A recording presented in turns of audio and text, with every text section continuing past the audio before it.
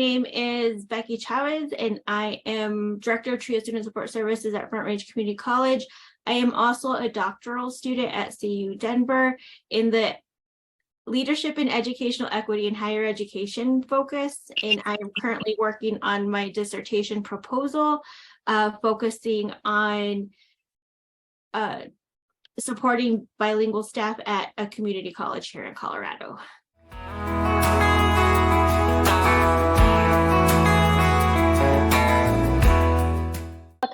My name is Dr. Robin Brandyhoff. I was a graduate of the when I started, it was the Urban Ecologies PhD program. It is now called the Critical Studies PhD program. I graduated in 2020 at the height of COVID, so that was awesome. My dissertation focused on the informal mentorships that Latinx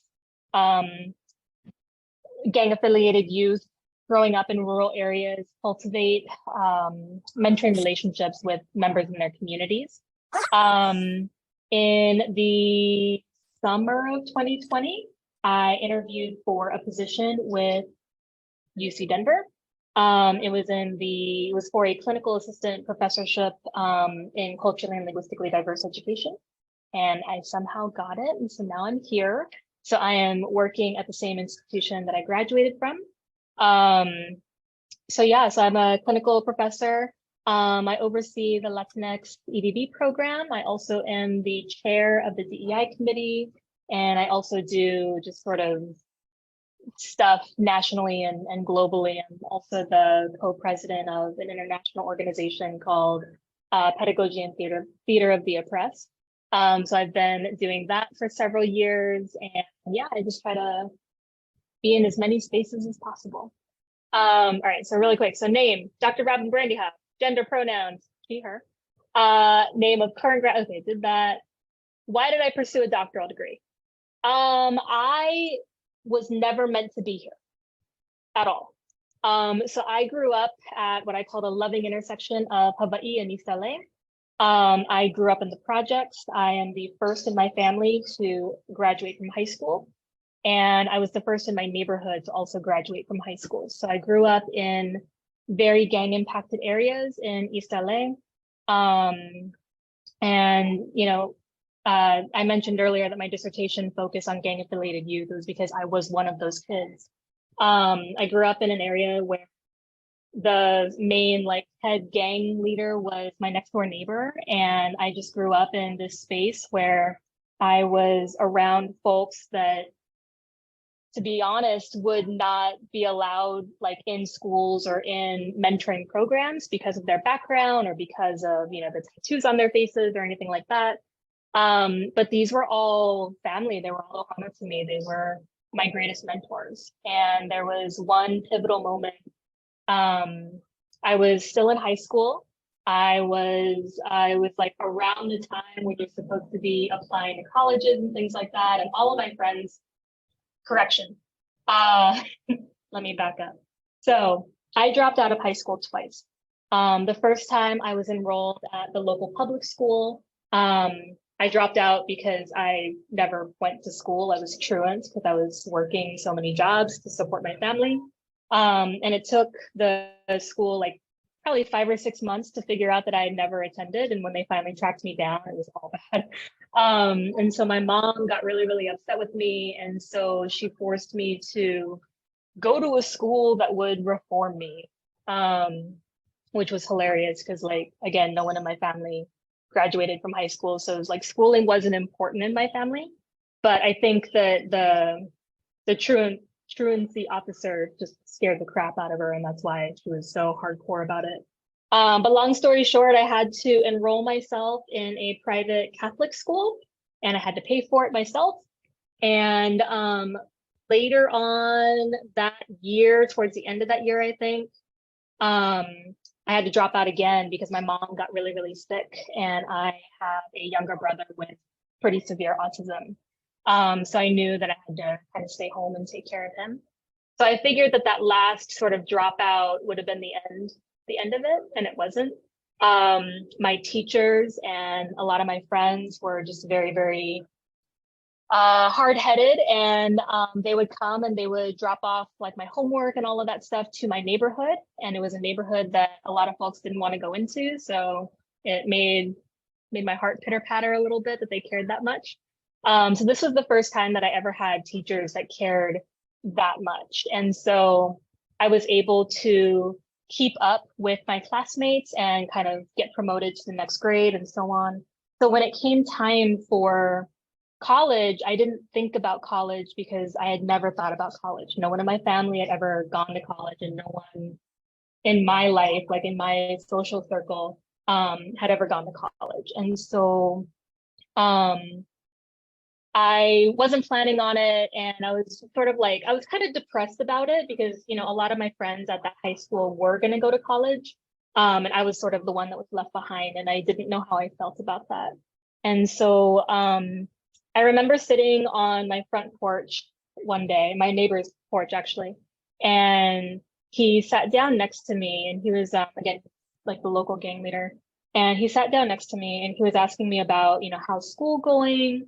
What are you planning on doing next year? Like, have you been applying to colleges? Because I think that should be coming up. And I was like, no, I'm not going to go to college. I got too much other stuff to do. I didn't say stuff. I got all this other stuff to do, and da da da. And he just stopped me and he's like, Miha, you have to go to college. Like you are the hope of this neighborhood. And he pointed to his two little girls and he said, I want my little girls to be able to look up to you one day. And that was really, really a very, very powerful moment for me.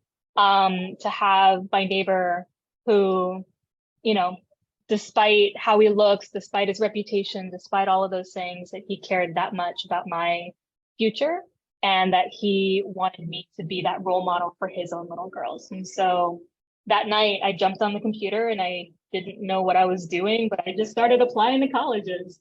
And yeah, miraculously I got into one. I was able to get a pretty solid scholarship to the local, it was like a liberal arts college that I went to.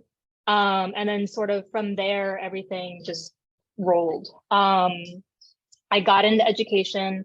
I worked with alternative schools, so working with students that were very much like myself.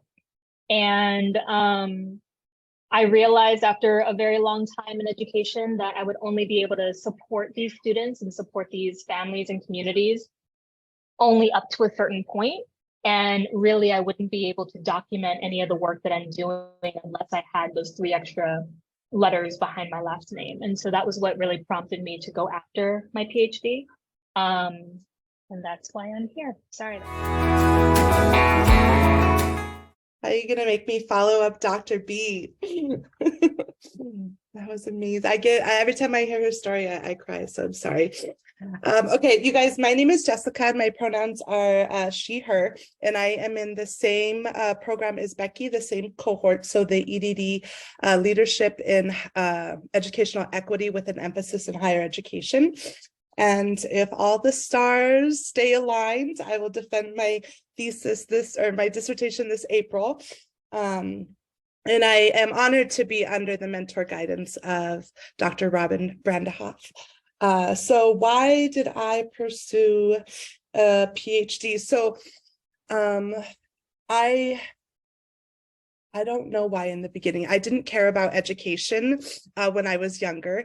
I had my first child by the time I was 15, and I had 3 children by the age of 20.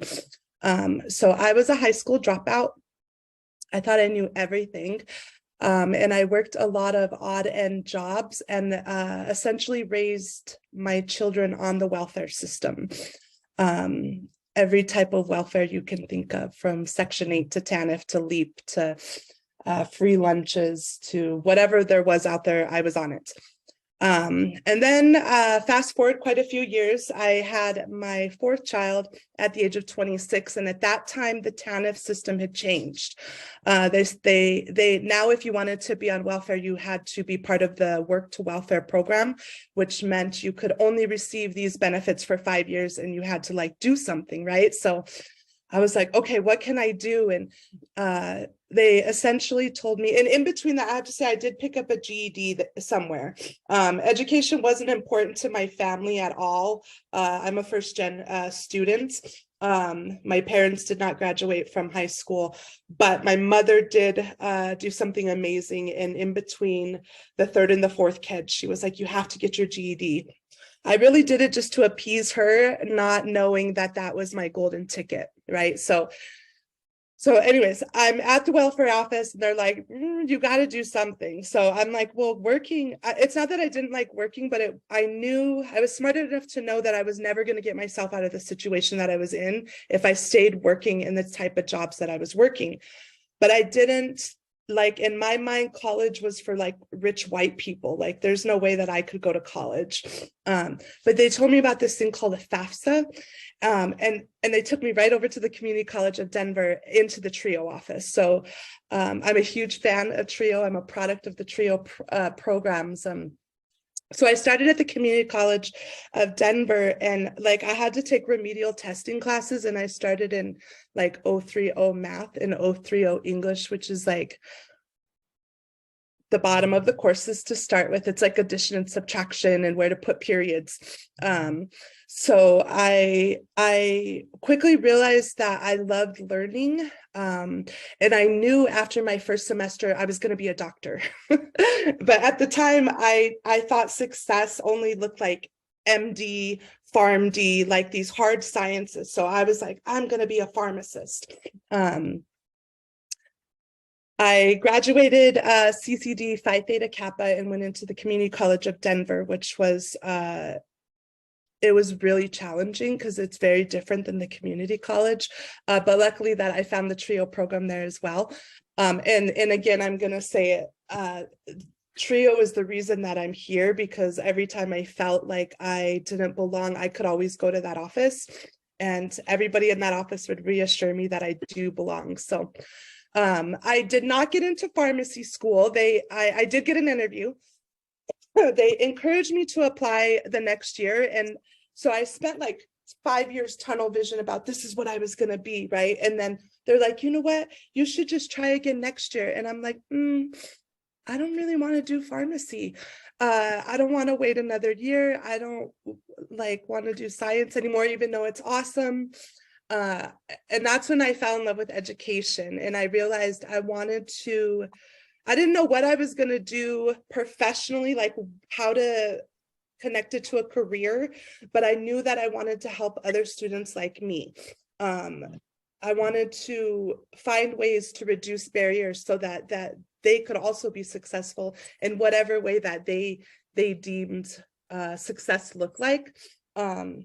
So that's how I ended up in the program that I'm in right now. I will say I looked at this program a couple years in a row, and I started an application for, I believe it was the Latin learners, but I backed out of that one. It wasn't until the higher ed concentration came in that I was like, okay, that's my jam. So yeah, that's me. Thank you. Here you go. Oh, so my name is Junior, gender pronouns he, him, él. Name of current graduate program. So just like Robin, you know, my program has changed a lot. Urban Ecologies, that was the first name, and now it's Critical Studies in Education. So I've been here long enough to tell you that, you know, I've seen a lot of things, changes and things like that. So my focus is basically Indigenous students in the K-12 system. How does educational systems impact them, their identity, either support them or racism or anything like that. And in the mix, you know, colonization, decolonization, settler-colonialism and all that, you know, that's included within that. Why did I choose that? I think, you know, and I think back to what Dr. Brenda Howe said, you know, I also grew up in LA, and I was actually checking out the map of where I grew up. I was not born, but I grew up in LA, right on 11th and Albany. The closest street, if you've ever been to Los Angeles, is Pico and Union, right in the middle of the city and things like that. I went there for elementary school, and it was a rough neighborhood. I mean, I remember in fifth grade, trying to be recruited by gang members, in the play lot. It was just rough. And then I went to Berendo Middle School, which is on Koreatown. And just to get there, you had to go through a lot of gang neighborhoods and things like that. And it was just my parents worked in the garment industry, so they were pretty poor. I mean, they were making $70 a week. Each of my parents, we live in a single studio. I mean, with roaches, there was not a lot of food and things like that. So I think education was always instilled in me as a way towards upward mobility. And I think part of the reason why I came to Denver is because my parents were concerned that I would join a gang and then would not achieve success. So after graduating from middle school, my parents decided to move to Denver, which at the time when I moved, it was nothing but fields and fields and fields coming from Los Angeles. I was like, what's this? I went to high school, and in Los Angeles, the schools, they locked them up to not only to keep people inside, but to keep people out. Here, when I went to Montbello High School, it was nothing but open fields. You could go out to eat. Like, what's this? And I went to a historically Black school, which is Montbello. But I had prejudices because I lived in Los Angeles, and at the time when I was growing up, there were the riots. So in Los Angeles, very segregated as well. So I was fearful, of living and going to school with Black people, which I think Denver gave me that opportunity to expand my horizon in that sense, right?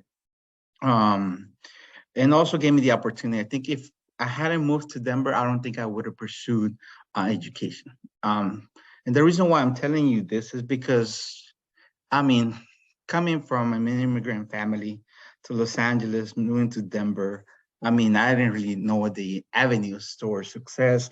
I know people say go to college, go to college. You hear all the time counselors and what's it called, TVs and things like that.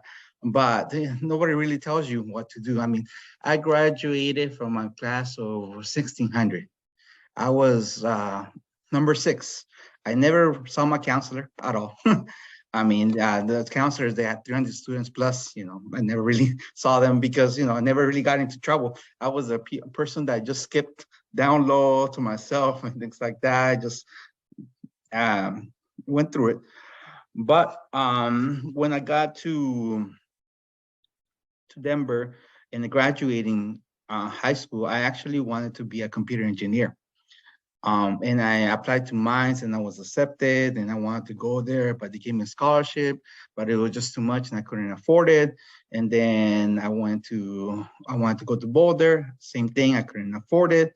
And then because of being an first generation program, which is a pre-collegiate program for me, well, at the high school, we did have TRIO, but TRIO went to CSU Fort Collins. So I decided to stay at CU Denver. And they gave me a scholarship. And that was my initial initiation, I guess, into higher education. Because, I was afraid.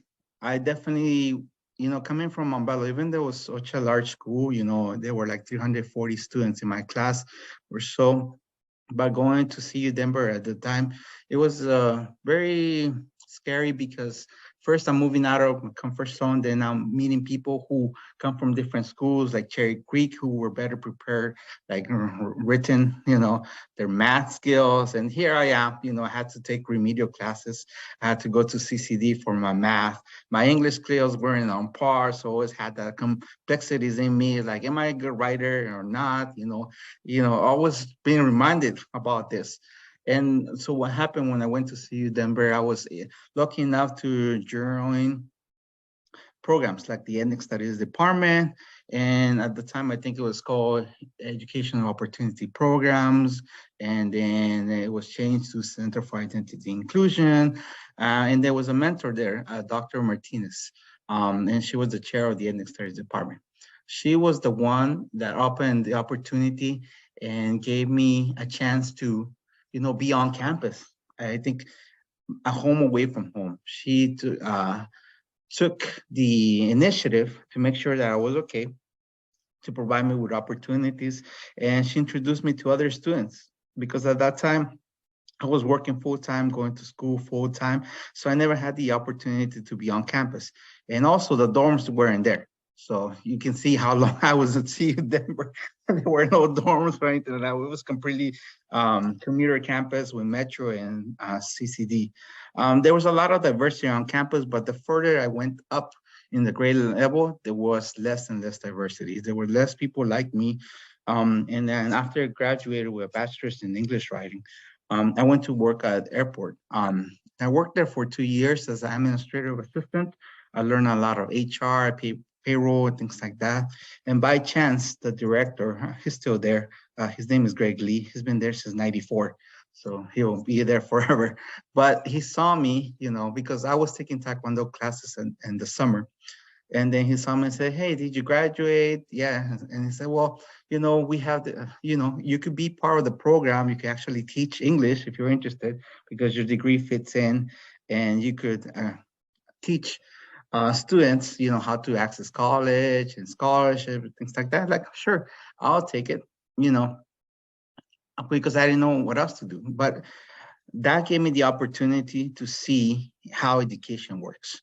The reason being is because I had a load of students of 94 in the summer in a 5-week summer program. You know what I was doing the 4th of July? I was grading at the park because I still want to be included with my family, but the essays and things like that, it was just some essay. I don't know if I could do this. I don't like education and things like that. But little by little, I started getting interested in education because I had such a bad experience in education. I mean, it was horrible. I just wasn't prepared mentally. I wasn't prepared educationally and things like that. No guidance, and I think I missed out on a lot of opportunities. So when I joined the pre-collegiate program as full-time staff, I saw the many opportunities that were there, and I wanted to help out students, first generation, underrepresented minorities, and then where they were coming from. And I saw CU Denver as a good place to be because it was close to home. You could stay at home. You didn't want them that required to be at the college dorm, things like that. Not that there's anything wrong with that, but I think for first generation families like myself, being at home is comfort. I was able to go home, save money, things like that. I don't know if I would have been different if I would have stayed at the dorm, but it is what it is.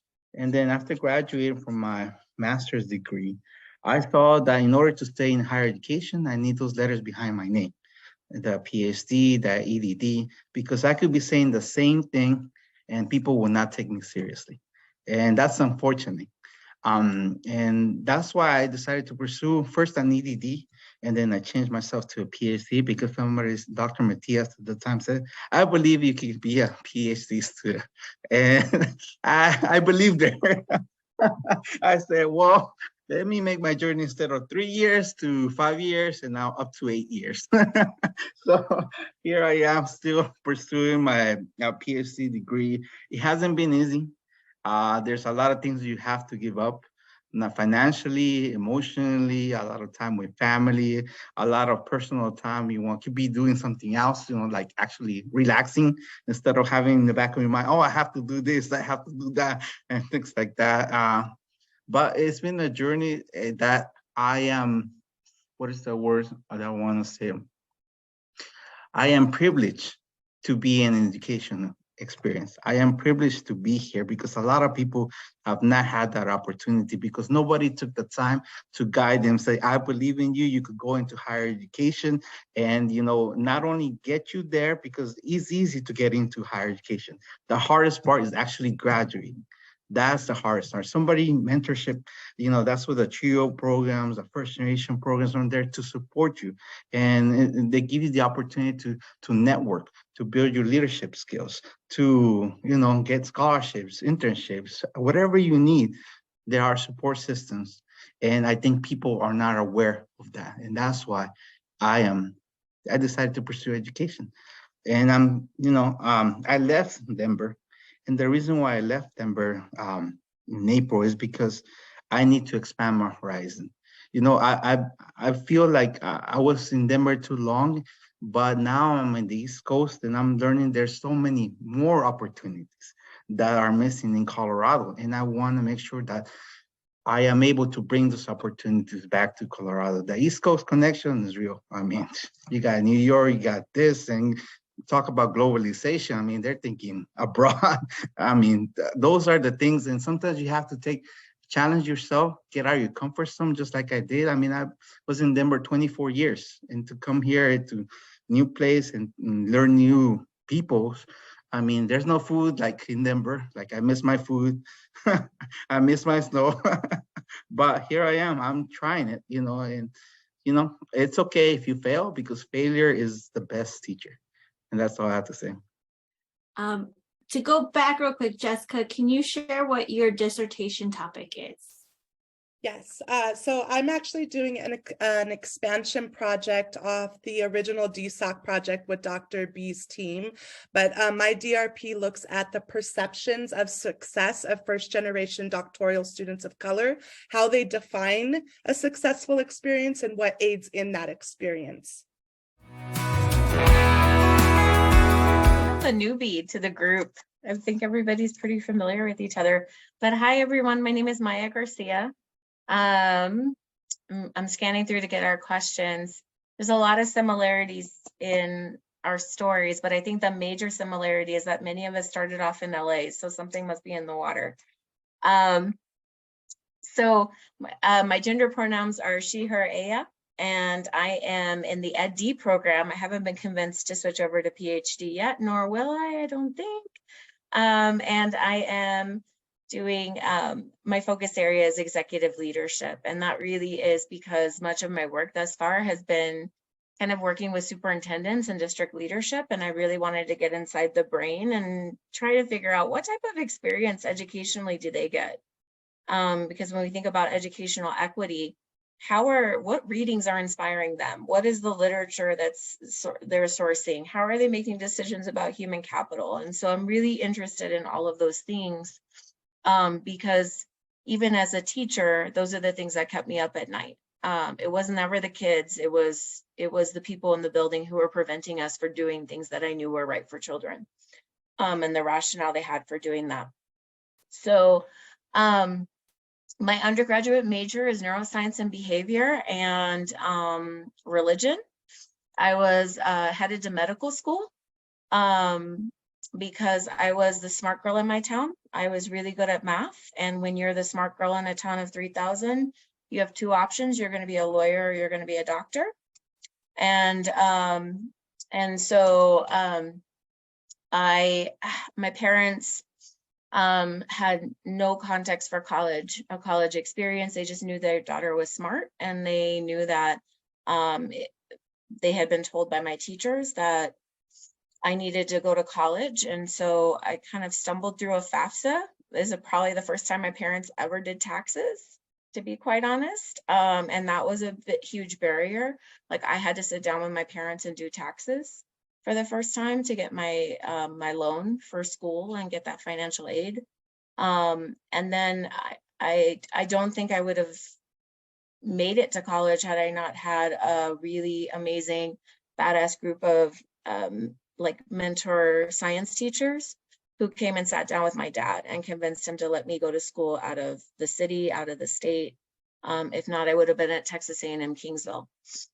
So I was born in Los Angeles. My family moved to South Texas, both to take care of my grandmother, but also to avoid the gang violence because my brother, who was autistic, kept getting jumped on the way home from school. And there's only so many times that you can watch that happen before you start to think about what might need to change. And so my parents made the decision to move us to a small town where my dad is from.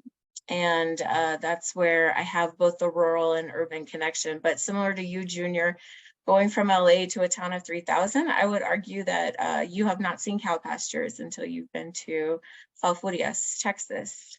The land of the heart's delight. So anywho, so I transitioned over to college. I went to Mount Holyoke, which is a college on the East Coast in Western Massachusetts. I had never seen snow before. I didn't know what it was like to be in temperatures below 76 degrees and not have mosquitoes. I had never been away from my food before in my life. I'd never been on an airplane before in my life. My parents drove me to school, stayed an hour, dropped me off, and then they had to go back to work because they were working 2 or 3 jobs to make ends meet. And so my college experience was really rough. Mount Holyoke is one of the 7 sister schools. It's considered an Ivy League. And even though I was a big fish in a small pond in South Texas, I was not a big fish in a big pond. And I didn't know that most of the girls I was going to school with, most of the women I was going to school with had gone to prep schools on the East Coast, came from fairly wealthy families. They were much better prepared for school, could write, could speak, like knew how to have discourse in the classroom. I came from a school system where they gave us worksheets and I didn't know any different. I didn't know that wasn't what it meant to learn. And so I had a rude awakening and definitely almost flunked out, in addition to not knowing what happens when it gets dark at 3 o'clock in the afternoon and why I was getting so tired. So I was able to find faculty support. I found Sisters in Science, a community of women of color, and then also our Latina organization and our faculty sponsor. And we had like dinner at everybody's house. We were able to make our food. We were able to like figure and navigate that. And those of us who couldn't go home for Thanksgiving, all of us got together and we had pachanga and we had like pozole and we like would cook. And so just finding those things about being like close to home, even though you're far away, were really important. But I was able to persist because I found community and I was able to build a community and lean into that mentorship and persist. I had to take a year off of school because things were getting overwhelming and I had family obligations. And so just even coming back, I think is working against statistics, you know, like taking a year and a half off and then coming back to school. But in that year and a half off, I discovered that the reason I wasn't excited about school is because I wasn't pursuing my passion or my gift. And that was really kind of thinking about, even though my parents didn't go to college and finished high school, they were always at the schools, kind of involved and engaged in conversations about education, Title I. They were organizers in the community and bringing people to meetings, translating, all of that. And so I grew up being in schools and learning about that and the power of education. And I had an experience where I was working at a school for, it was a juvenile detention center for young women in Holyoke, Massachusetts. And I had more fun there than I had ever had working in a lab with mice. So I met a professor named Becky Packard and I changed my major and transitioned to teaching and was able to switch over my major. And I taught in DC for 8 years and went to Howard University and did some schoolwork there, which is an HBCU, and really started to think about why, you know, about access to education, lean into those questions that maybe my parents surfaced for me, but didn't know how to articulate. And ever since then, I've been on this journey, 20 years in, specifically around STEM education, to try and figure out why our kids don't get what they need in school. And so my dissertation topic is really how school and district leaders' STEM identity impacts value-based decision-making, and therefore the high school course pathways students have access to in STEM, as well as the access to elementary science education in our schools serving predominantly BIPOC youth. So looking at issues of access and also thinking about student belonging, but really thinking about that leader's journey and how they can justify tracking students into different course pathways, or even writing social studies and science out of a student schedule from a very young age. So thinking about those issues of access and identity and who is privileged to have access. that's what I'm focused on. Thank you so much, Maya. And thank you everybody for sharing your stories. It's interesting to listen to our dissertation topics because they are directly influenced by the experiences that we had as students.